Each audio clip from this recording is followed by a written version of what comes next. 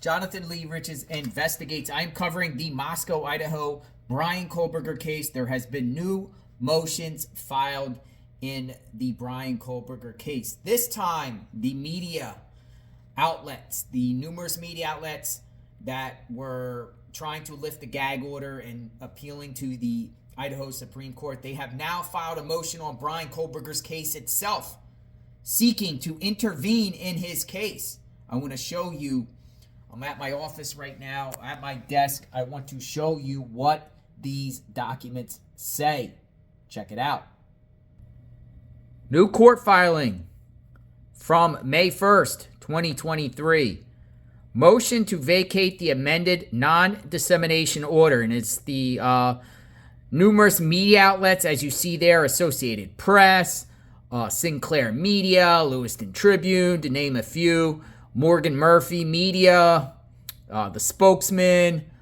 We have the New York Times. We have Society of Professional Journalists. We have the Washington Post. It says, last week, the Idaho Supreme Court held that a vague, overbroad, unduly restrictive, or not narrowly drawn gag order is an unconstitutional obstacle to interveners gathering information about this case.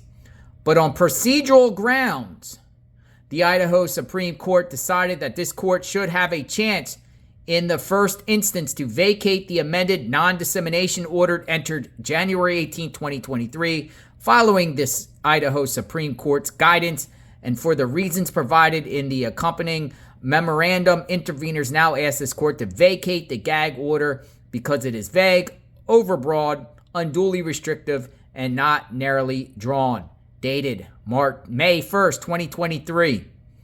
Attorneys for intervener, Wendy Olson, Corey Carone. So the media outlets want this gag order removed, and now they are actually petitioning Bryan Kohberger's on Bryan Kohberger's case itself, going through the lower courts, like basically what the Supreme Court told them they had to do. The Supreme Court, the Idaho Supreme Court, said they really had no jurisdiction and they should have started down on the lower level, but they didn't. But now they are. So what's going to happen here?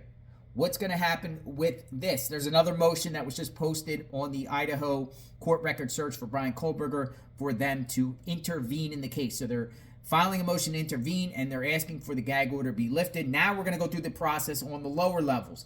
Will the lower courts grant it, deny it? If not, then you go to the next step, whether it's district court or the appellate court, then up to the Idaho Supreme Court. But that probably will be most likely a lengthy process. It's not going to happen overnight, and it's quite possible, if the lower courts deny the request to lift the gag order that eventually goes to the Supreme Court, they might not hear it for another year or two. But at the same time, Bryan Kohberger's case could last for years. So whether, they get some remedy 2 years down the line, better late than never. I think the gag order should be lifted. Maybe Megan Marshall does lift it. I know on the 25th of May, coming up soon, there's an issue about the Gonzalez family and Shannon Gray, their attorney, about the non-dissemination gag order on May 25th. We'll see what happens with that hearing. But these media outlets, a pool of them, are all working together. They want this gag order lifted so information comes out about this case. So participants involved in this case can talk if they want to. Doesn't mean they have to. If they want to. And there could be people out there that want to talk about this case but are prohibited due to this gag order.